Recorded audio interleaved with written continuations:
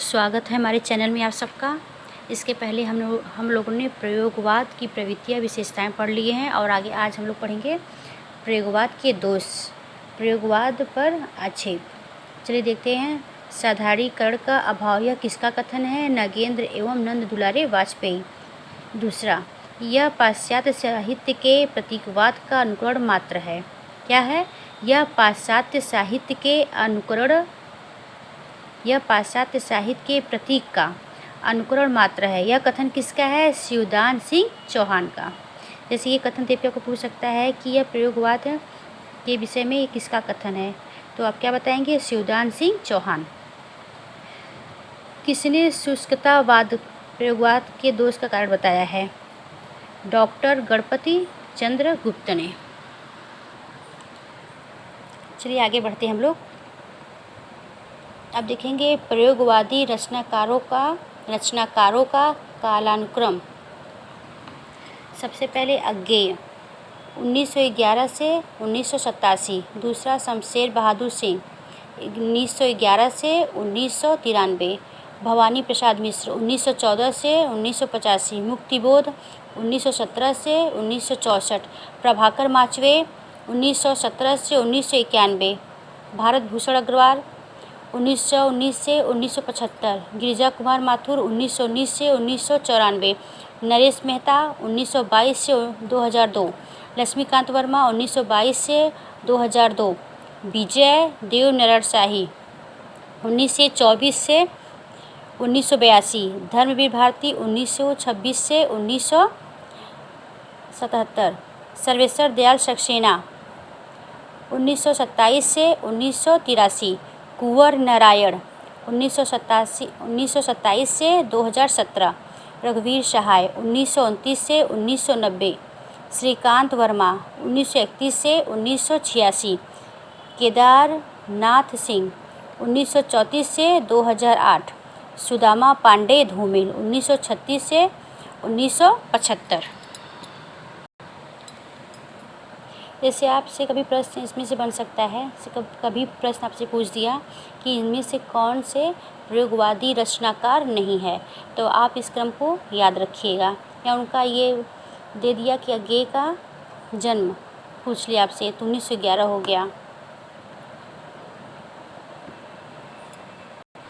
और कभी कभी क्रम बाई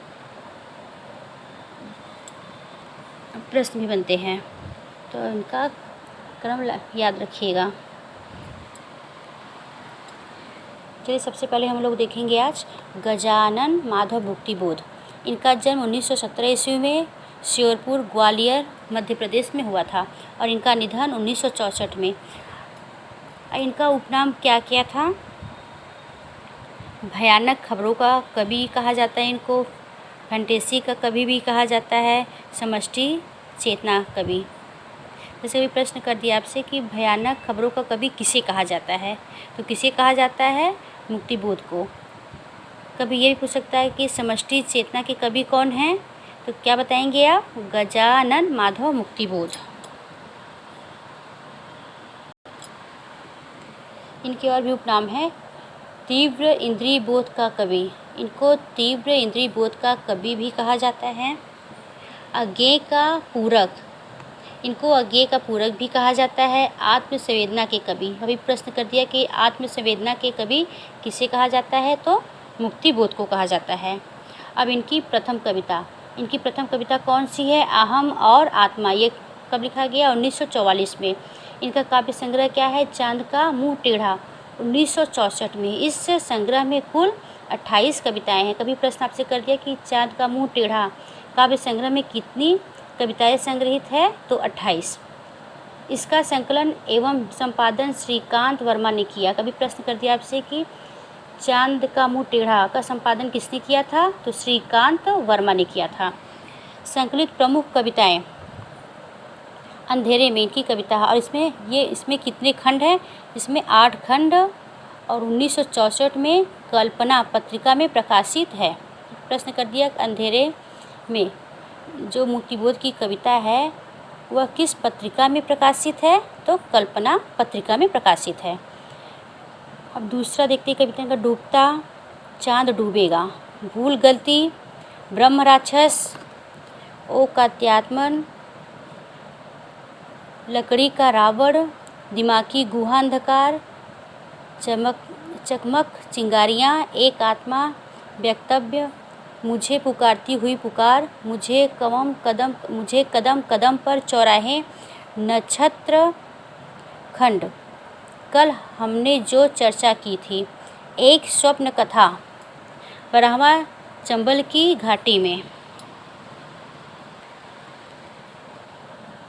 इनकी दूसरी कविता क्या है? भूरी भूरी खाक धूल, ये 1980 में प्रकाशित हुई थी।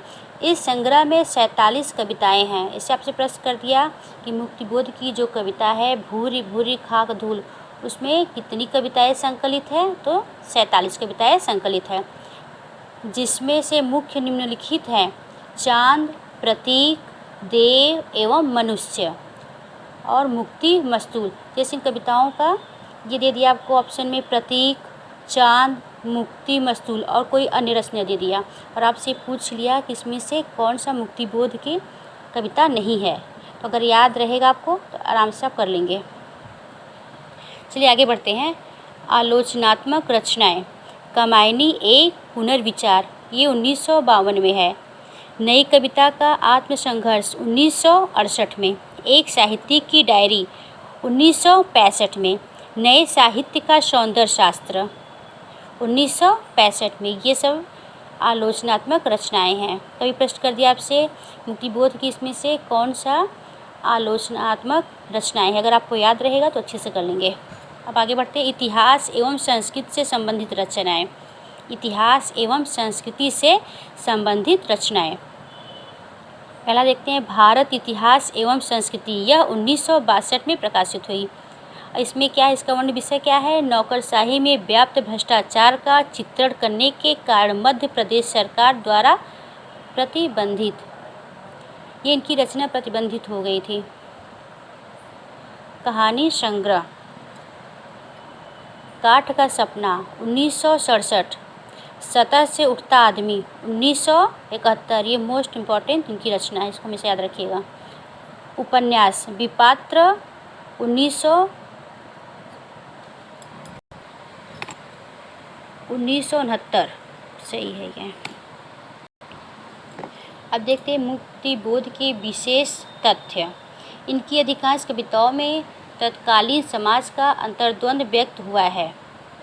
ये हिंदी में फैंटेसी के जनक माने जाते। कभी प्रश्न कर दिया कि हिंदी के फैंटेसी के जनक कौन है, तो मुक्तिबोध है। फैंटेसी को अनुभव की कन्या कहा, इन्होंने फैंटेसी को अनुभव की कन्या भी कहा है। चांद का मुंह टेढ़ा है में संकलित कविताओं को रूपक प्रधान कथात्मक को काव्य कहा जाता है।